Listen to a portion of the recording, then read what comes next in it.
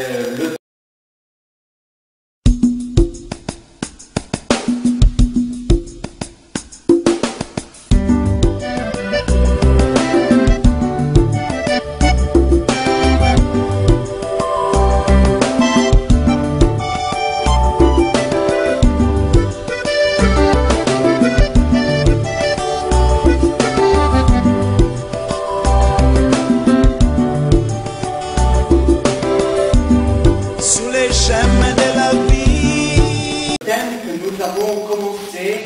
hier soir. Alors, je ne sais pas, ceux qui étaient là, s'ils se souviennent encore de quelque chose. Qui se souvient?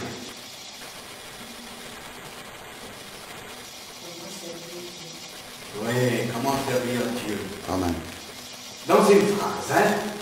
C'est bien, merci ma soeur, merci. Ce soir, nous allons continuer la deuxième partie de cette série, c'est la formation au service. Nous savons que pour chaque profession, pour chaque métier, on va à l'école, on étudie, on fait un apprentissage. Donc, on ne vient pas dans ce monde déjà en connaissant tout. Donc, on va à l'école pour apprendre et puis on commence dans la vie professionnelle pour faire des expériences. Et pendant les années qui passent, on se développe dans la connaissance du métier, de la formation, de la profession. Et c'est ainsi aussi pour le ministère, pour le service, pour notre Dieu. Nous avons lu hier l'histoire d'Élie et d'Élisée. C'était l'appel de Dieu à Élisée.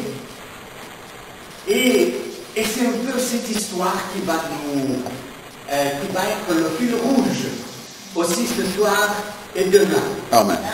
1 Roi 19, 21, je ne lis pas toute l'histoire, mais juste la phrase du verset 21 où il est écrit « Puis il se mit en route pour suivre Élie et être à son service. »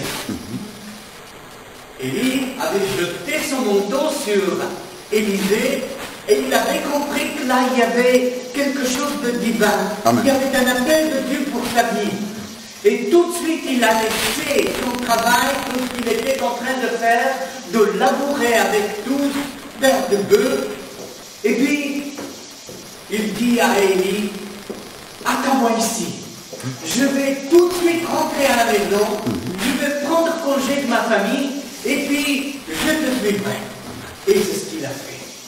Et à partir de ce moment-là, Élisée est au service du prophète Élie. Amen.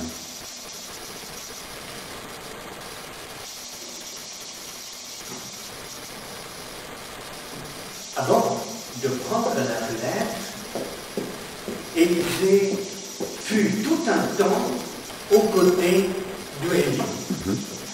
Élisée accompagna le prophète Élie partout où il allait et environ 10 ans, il était au service du prophète Élie.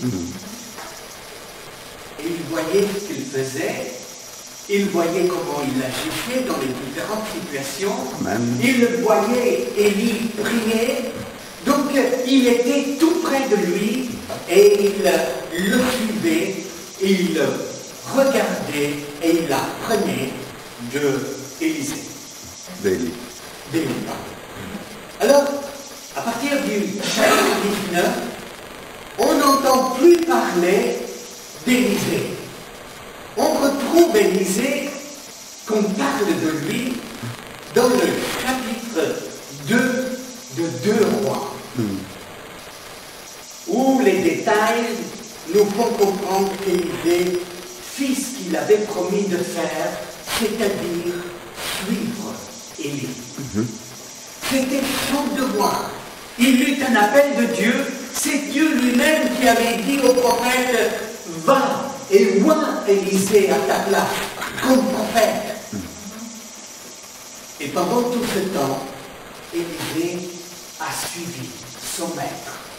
Et il a appris, il a fait un apprentissage extraordinaire pendant 10 ans aux côtés d'Élisée. Et pendant ce temps, on n'entend rien, on lit rien de lui sur sa vie, de tout ce qu'il a pu faire pendant ces années.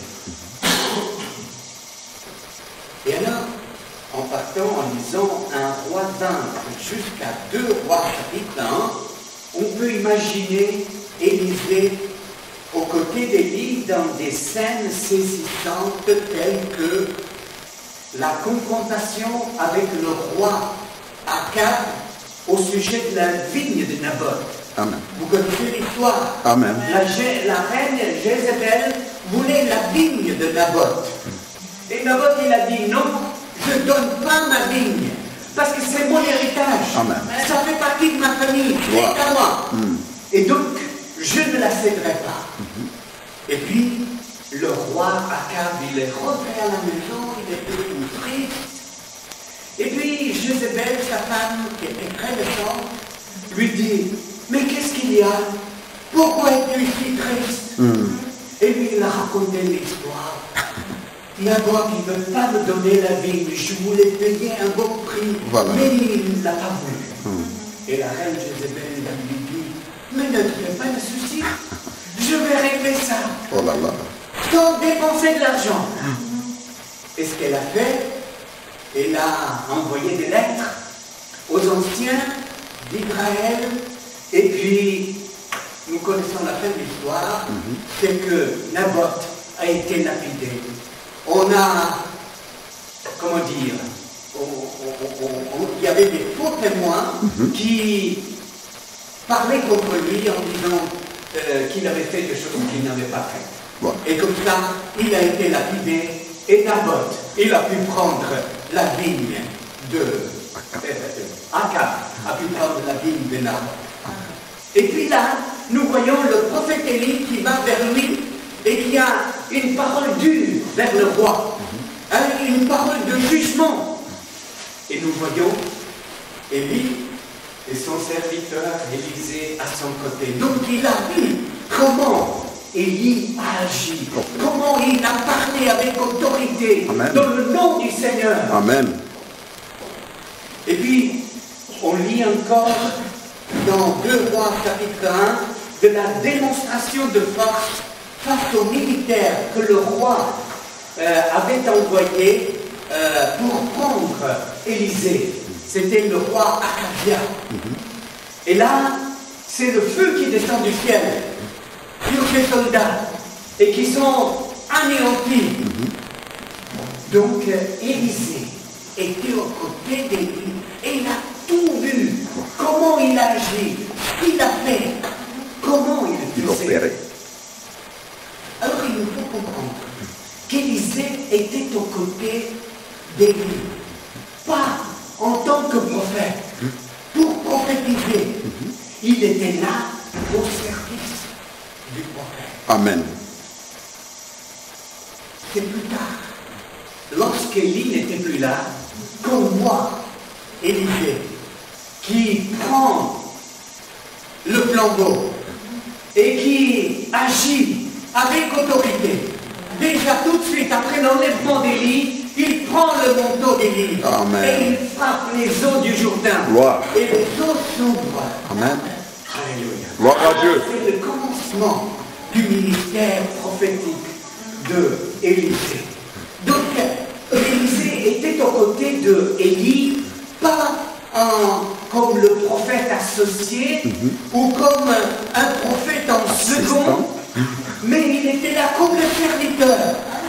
Et à ses côtés, il a appris comment il a agi, Élie. Alors, c'est très très intéressant, parce que avant l'enlèvement d'Élie, le prophète demande à Élisée, qu'est-ce que tu veux que je fasse pour toi? Et Élisée lui a dit, je veux une double portion de ton esprit. Amen. Et il dit, mais c'est une chose très difficile. Cependant, si tu me vois lorsque je serai enlevé, alors cela s'accomplira. Amen. Et il ne laissait pas un centimètre. Amen. Il le suivait. Et puis il a vu le char de feu. Il a vu Élie monter vers la gloire. Et puis les miracles qui sont écrits dans le livre des rois. Et puis on lit le nombre de miracles qu'Élie a fait. On voit qu'il en a fait le double. Amen. Il a reçu ce qu'il avait demandé. Amen. Et il y a eu un dernier miracle, c'était encore lorsqu'il est mort. Et qu'il avait été enseveli. Amen. Et que vous connaissez l'histoire, je vous la raconte pas.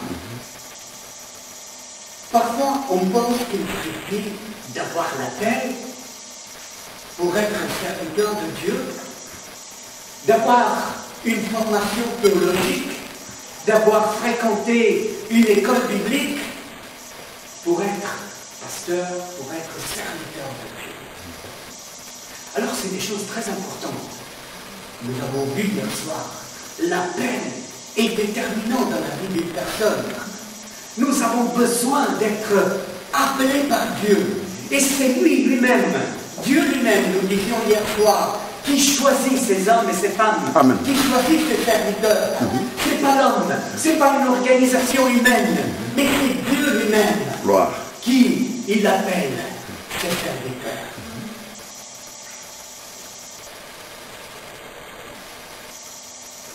Donc, il est important d'avoir un appel, mais d'avoir aussi une formation au service. Parce qu'on ne sait pas tout.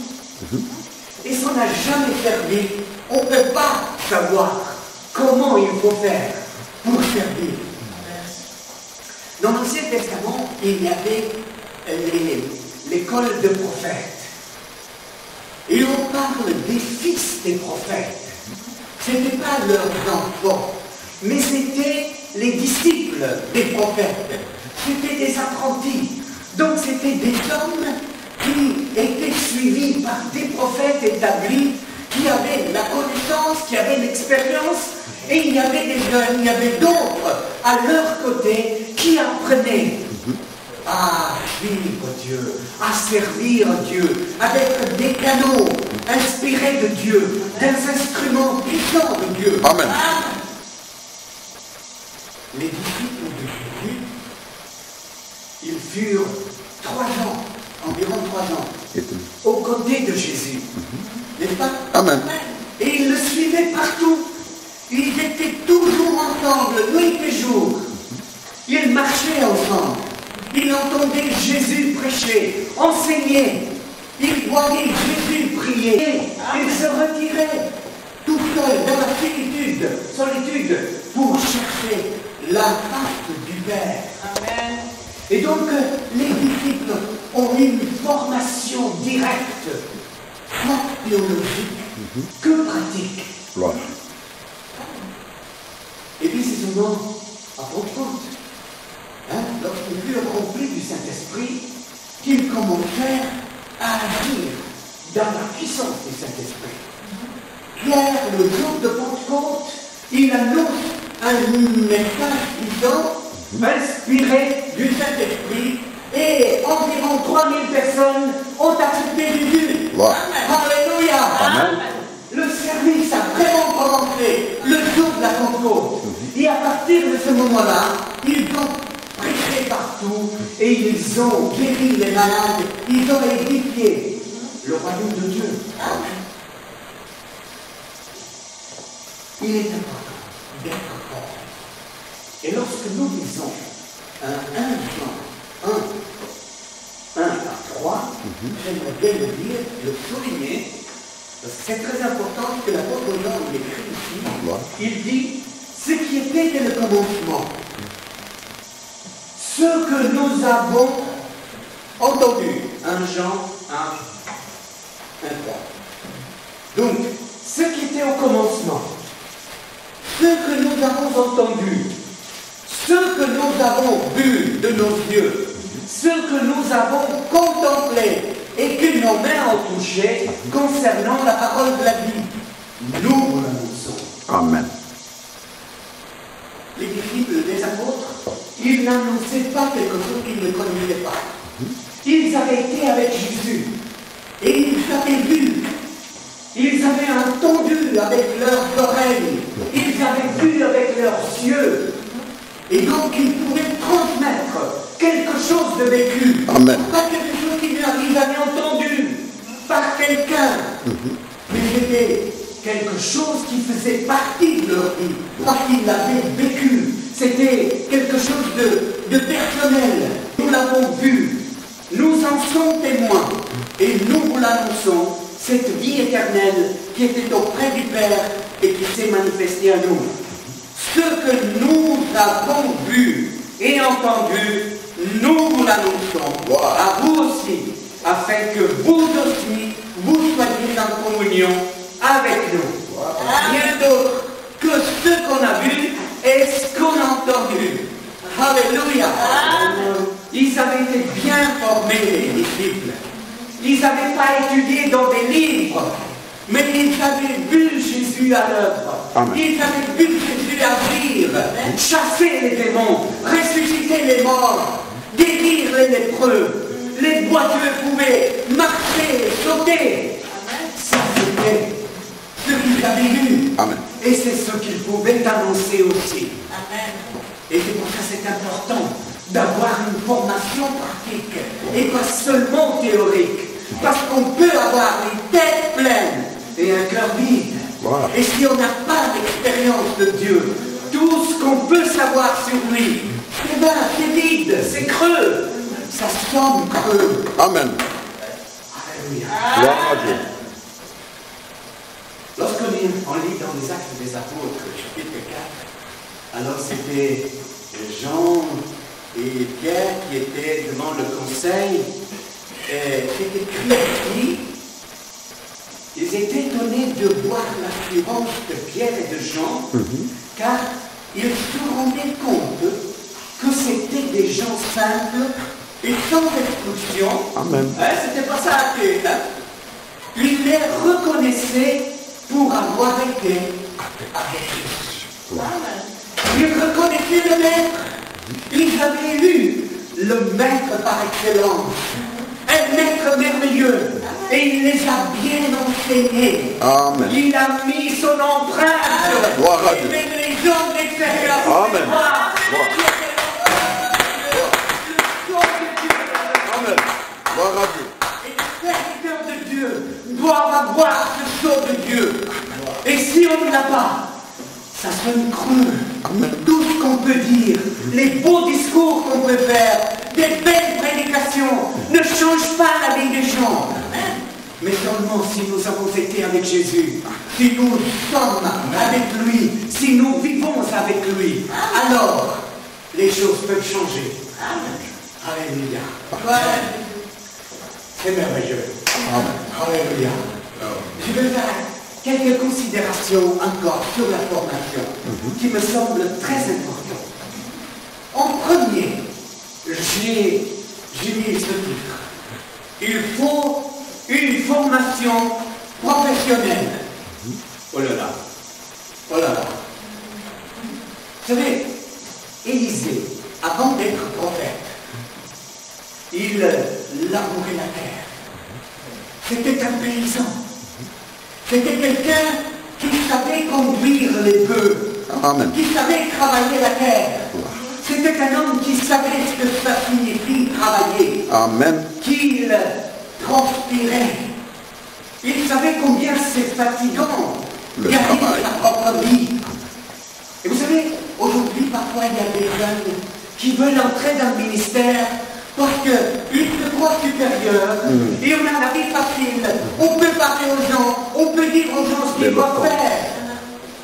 Mais il est important, je crois, savoir ce que ça veut dire travailler.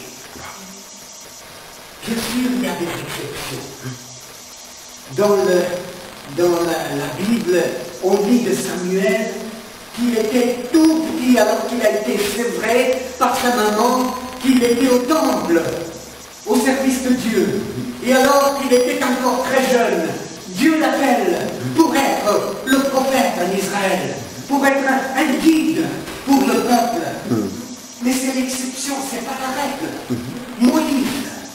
avant d'être le grand leader du peuple d'Israël, qu'est-ce qu'il faisait?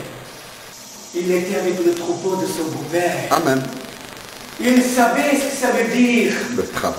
Travailler, transpirer, avoir la vie difficile, être fatigué le soir après une journée de travail. Vous savez, quand on sait ce que c'est travailler, on comprend mieux ceux qui travaillent. Amen. Quelqu'un qui n'a jamais travaillé, qui a toujours été en cravate. Je crois que c'est pas misère. Ils ne peuvent pas comprendre la vie difficile des gens qui travaillent. Et c'est pour ça qu'un homme de Dieu, un serviteur de Dieu, ça doit être quelqu'un qui a aussi une expérience de vie, qui sait ce que c'est la vie de travail. Amen. Et on a une multitude d'exemples. David, il était pas né roi, n'est-ce pas? Il était aussi berger avant. Il conduisait le troupeau de son papa. Et puis, il y a tous les autres. Paul aussi, il faisait des tentes. Je crois qu'un serviteur de Dieu, s'il sait ce que c'est le travail, c'est une bonne chose. Amen. Même si je dis, il y a des exceptions. Ok? Ce n'est pas une théologie. Vous savez, maintenant, mais moi je crois que quelqu'un qui sait ce que ça veut dire, se lever très tôt le matin, de travailler toute la journée, et puis de rentrer le soir fatigué, a une meilleure compréhension pour les autres. Amen.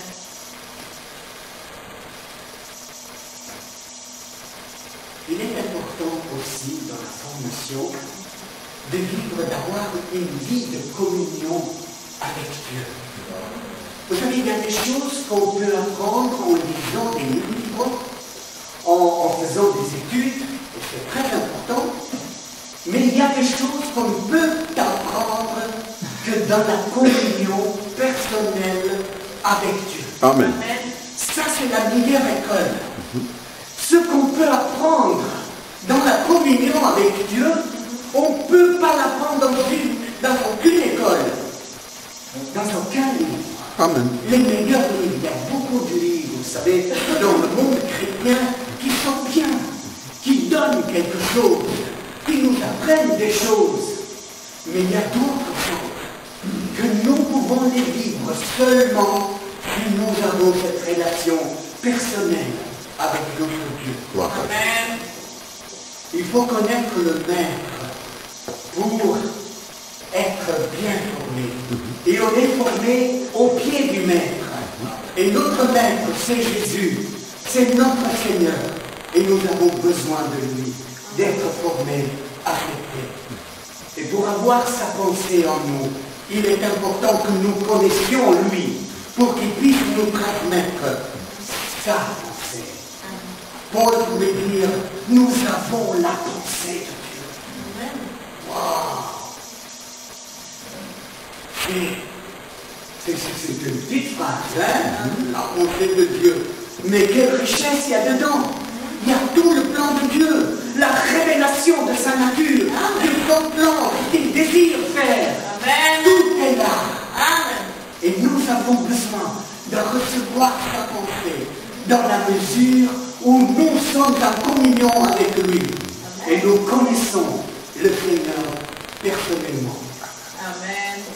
Et bien sûr, pour être formé, il est important que nous aimions la parole de Dieu, que nous puissions étudier la parole de Dieu, non pas la lire comme un livre d'histoire.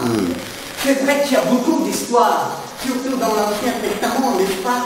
Il y a beaucoup, toute l'histoire du peuple d'Israël, c'est quelque chose de sensationnel. Mais il faut lire la parole de Dieu comme sa parole, sa révélation. Et Dieu désire se révéler en nous au travers de la parole. Amen. Et c'est pour ça qu'il faut la lire comme un notaire lit un testament. Amen.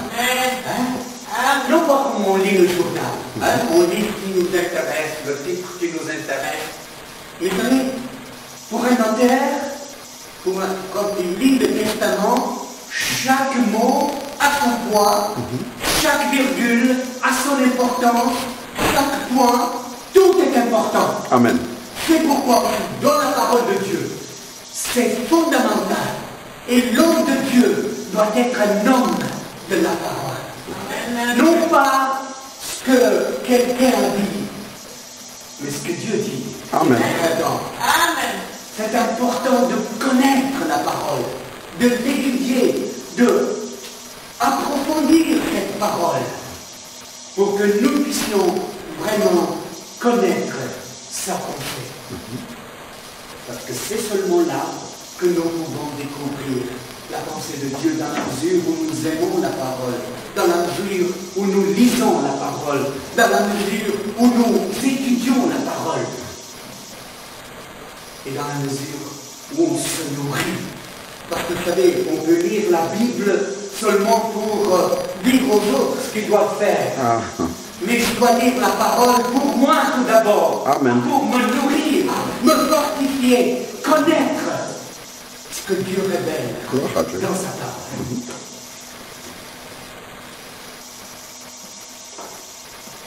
En effet, Jésus lui-même était si élevé. Jésus lui-même, il connaissait la parole. Il aimait la parole. Et tout ce qu'il faisait, quand il était amené dans le désert et que le diable l'a tenté, qu'est-ce qu'il a fait? Il a dit, il est écrit. Amen. Simplement, il est écrit. Moi, et c'est tout. On ne discute pas avec l'ennemi, mais on proclame la parole de Dieu. Voilà. C'est pour ça qu'on la connaît. Amen. Et si on ne la connaît pas, on ne peut pas l'utiliser non plus. Amen. Dans le psaume 1, heureux l'homme. Et tout le monde veut être heureux. Amen. Qu'est-ce qu'on ne ferait pas pour être heureux dans le monde? Heureux l'homme qui ne marche pas selon les conseils des méchants, qui ne va pas se tenir sur le chemin des pécheurs, qui ne s'assied pas en compagnie des moqueurs. Toute sa joie, il la met dans la loi de l'Éternel, qu'il médite jour et nuit. Et puis, il prospère comme un arbre planté près d'un courant d'eau. Il donne toujours son fruit lorsqu'en revient la saison. Son feuillage est toujours vert et tout ce qu'il fait, Le récit. c'est la recette du bonheur.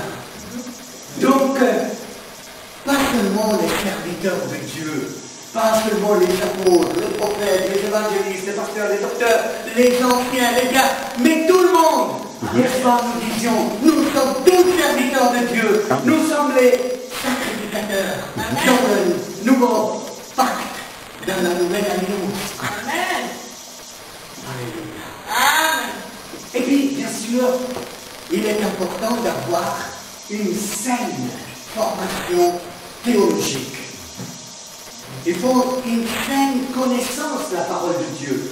Parce que souvent, on se rend compte qu'on va d'un extrême à l'autre. Et les extrêmes, c'est jamais bon. Mais il faut être au juste milieu.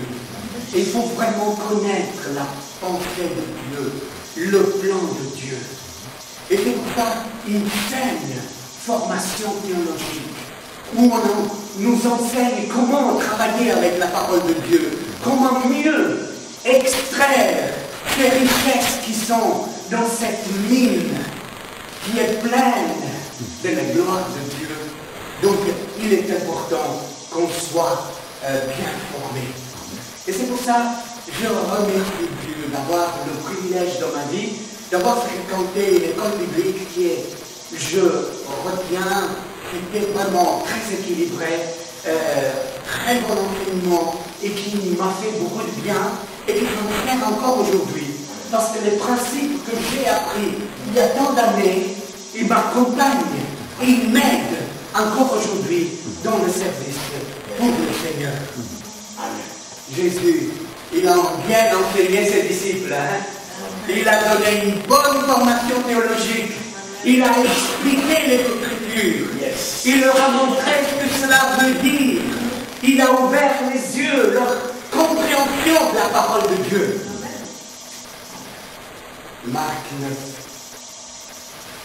Jésus, les disciples de Jésus et ses disciples, le trio, Jean, Jacques, Pierre, ils avaient été sur la montagne de la transfiguration, ils avaient vu la gloire de Dieu, et quand ils descendent, les autres disciples, les apôtres étaient là, et il y avait un énorme problème, parce qu'il y avait un papa qui avait mis son fils, et qu'il était possédé, et que les disciples, ils ont tout fait, et ils sont pas réussi à délivrer ce jeune.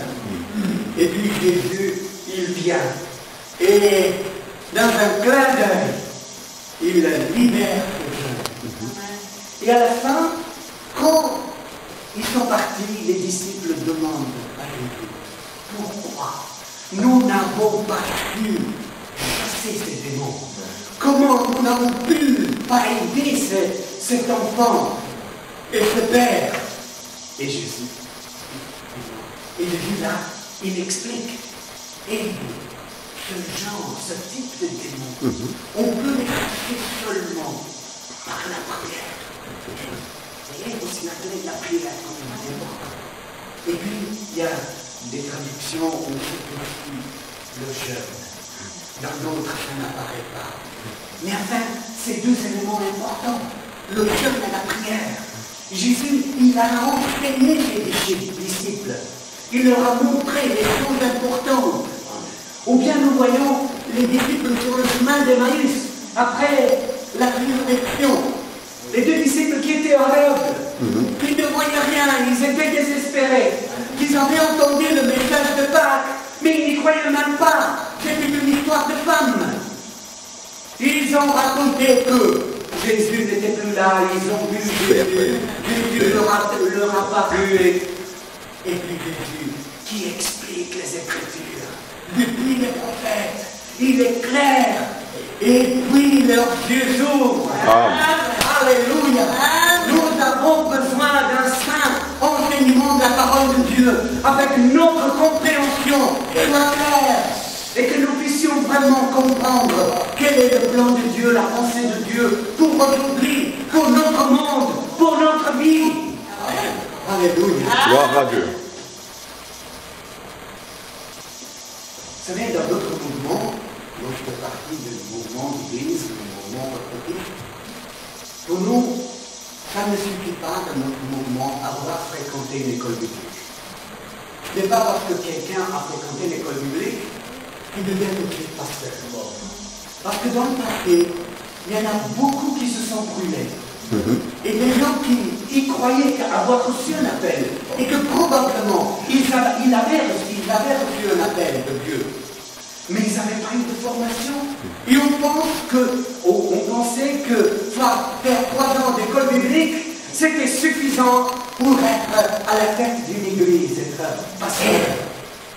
Et on s'est rendu compte que beaucoup ont fait naufrage. Amen. Beaucoup se sont perdus. Et ils ont eu d'énormes problèmes, ils ont quitté le ministère. C'est pourquoi l'école biblique, c'est important. Très important, mais pas suffisant. Nous avons aussi une formation à l'intérieur du mouvement. Ceux qui veulent servir Dieu qui ont un appel. Après l'école biblique, il y a encore 4 ans de formation à l'intérieur. Et donc c'est une formation théologique en partie, mais surtout pratique. Parce que les candidats au ministère sont à côté d'un pasteur dans une église et ils travaillent avec le pasteur. Donc ce n'est pas seulement de la connaissance théorique, mais de la pratique. Et ça c'est très important. Vous savez, entre la théorie et la pratique, c'est 2 mondes. Alors on ne peut pas mettre l'une contre l'autre. Toutes les deux sont importantes. Mais il faut mettre les deux ensemble pour que ça fonctionne bien. Et puis, il est important d'être suivi par quelqu'un. Donc, dans notre mouvement, on a un mentor, donc un guide que c'est le pasteur, un conducteur, un chef. c'est quelqu'un qui sert aussi De miroir, où le candidat peut se refléter et peut être corrigé par le serviteur de Dieu qui a plus d'expérience à ses côtés. Élisée, Après avoir reçu l'appel de Dieu, il fut environ 10 ans aux côtés d'Élie. Il ne prophétisait pas, il ne faisait pas de miracles, il ne faisait rien. Il servait Élie. Amen. Il est écrit qu'il l'avait et les mains d'Élie. Être au service De l'homme de Dieu, des hommes de Dieu. servir à côté de quelqu'un, c'est servir Dieu. Amen. Et même si on fait des choses très pratiques, Très manuel. c'est aussi servir Dieu. Amen.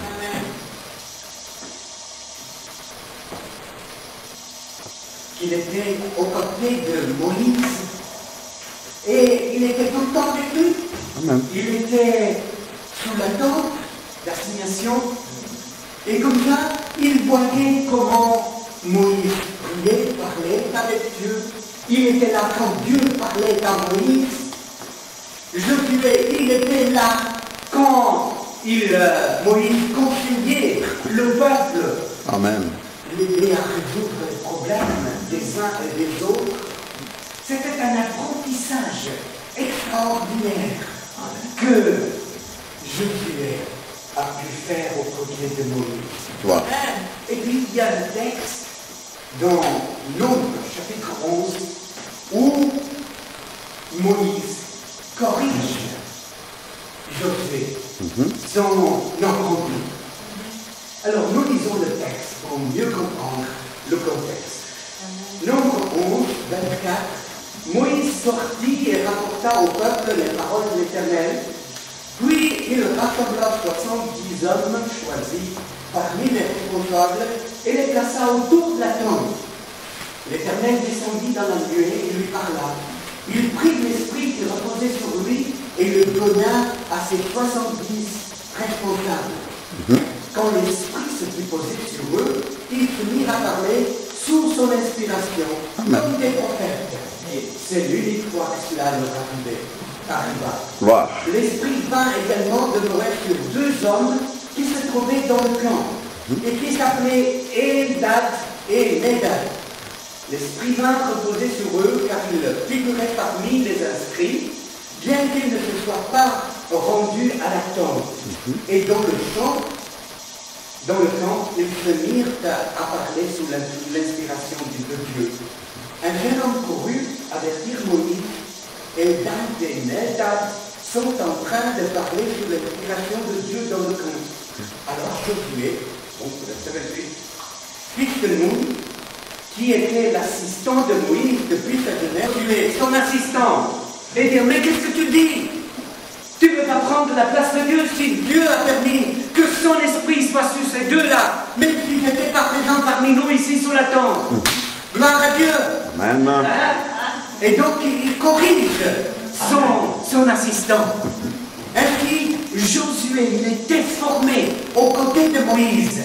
Et puis quand Moïse mourut, c'est lui qui prit la relève. Wow. C'est lui qui devint le leader du peuple et qui conduisit le peuple dans la terre promise. Il est important de pouvoir corriger ceux qui apprennent à servir Dieu. Et si on a quelqu'un qui nous corrige, on gagne du temps et on évite des expériences négatives. Amen. Parce que si on continue, on n'a personne qui peuvent nous reprendre, qui peuvent nous corriger. On risque de faire des dégâts et on risque de faire des fautes pendant toute une vie et peut-être apprendre avec des conséquences très sérieuses. Wow. Donc, on a besoin des serviteurs de Dieu à nos côtés pour mieux grandir dans le service et mieux servir Dieu. Paul, il a eu plusieurs disciples, n'est-ce pas? Timothée, Silas, Aristarque, Trophime, etc. C'était tous des hommes à côté de Paul, l'apôtre, le grand apôtre, et qui apprirent de lui. Et Paul se présente comme un exemple et dit, faites comme moi je fais. Oui. Souvent on dit, fais ce que je te dis. Hein. Mais de pouvoir dire à quelqu'un, fais comme moi je fais, ça a de la valeur. Et il est important d'avoir des modèles, d'avoir des exemples.